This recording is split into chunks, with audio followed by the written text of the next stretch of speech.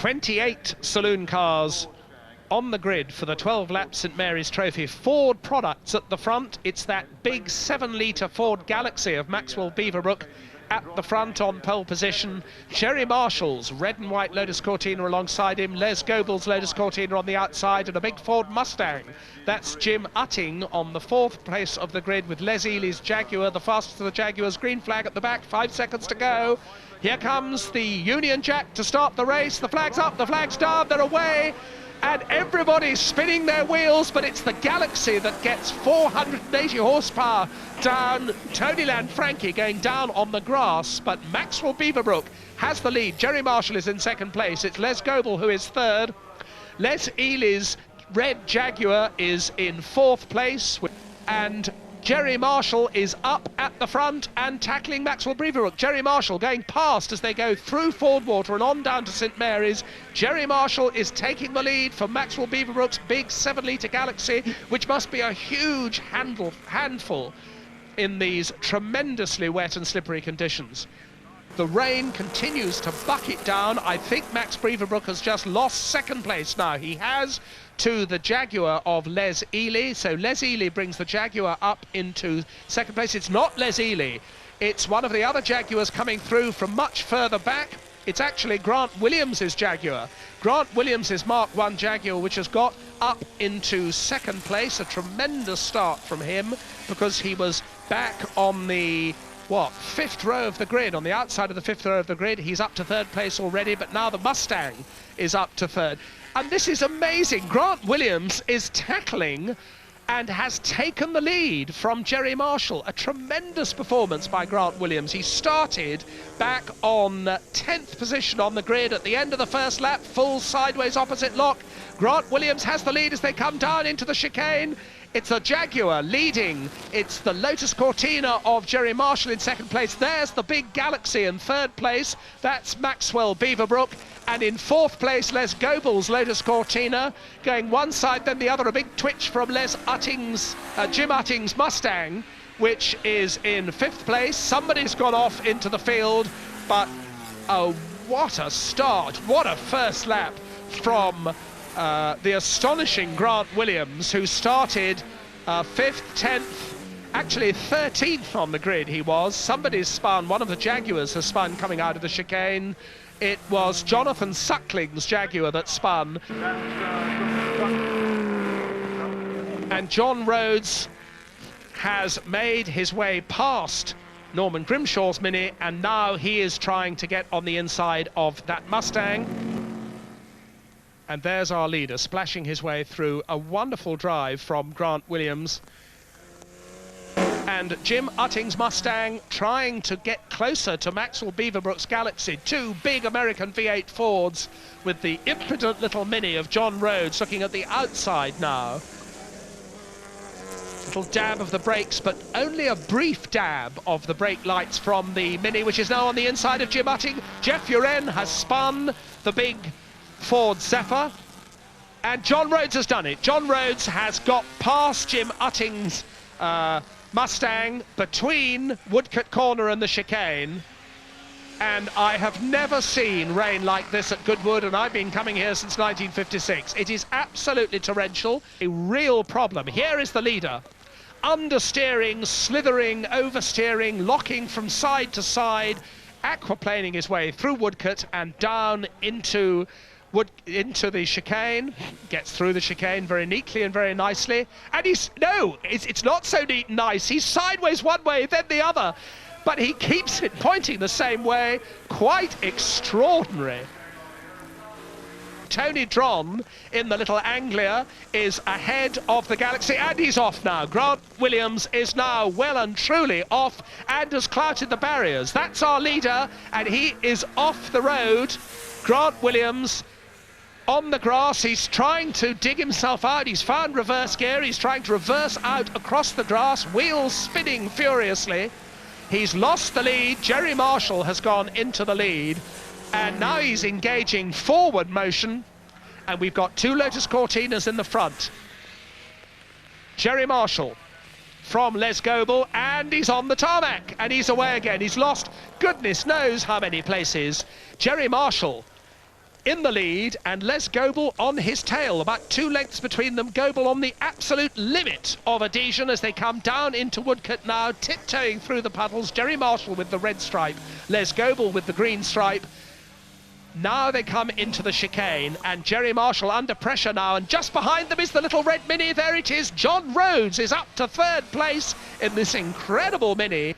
And Grant Williams still enjoying himself. He's lost the lead, but he's still having a lovely time exploring the adhesion of his Mark I Jaguar. There is John Rhodes, and I think John Rhodes has taken 2nd place. It's very difficult to see here. There are lots of Lotus Cortinas around. Yes, it has. Gerry Marshall still has the lead. The Lotus Cortina with the red band on the front. The red Mini in 2nd place. John Rhodes has come through to 2nd place, and demoted to 3rd place is Les Goebel. Norman Grimshaw's Mini was up to 4th place, but I think he's had a spin. And the best placed of the big cars, still bravely holding it on the island, is Jim Utting with the Mustang. Look at that lake. Gerry Marshall comes through the lake, and John Rhodes has got an opportunity. John Rhodes is alongside him.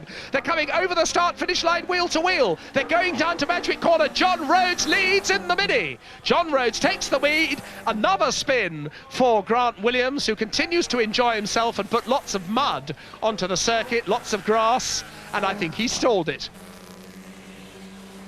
There's our leader, John Rhodes, completely on his own now. He's got about 6 seconds advantage and is lapping much quicker than anybody else. That's a spin for Joel Wickham. Oh, and a big off for Nick Savage in the 2.6 Alpha, who's gone into the barriers. There's Les Goebel in Lotus Cortina number 19, and he's got a Mini in front of him, he's got a Mini behind him. And the Mini behind him is going for it. That is Lionel Dodkins, who gets alongside as they come down the straight that has a slight kink in it. And the Mini goes ahead. It just has more steam down the straight. It has more traction. And as they come down into Woodcote Corner, another Mini vanquishes a Lotus Cortina. Only 300cc difference, in fact, because the Lotus Cortinas are only 1600cc.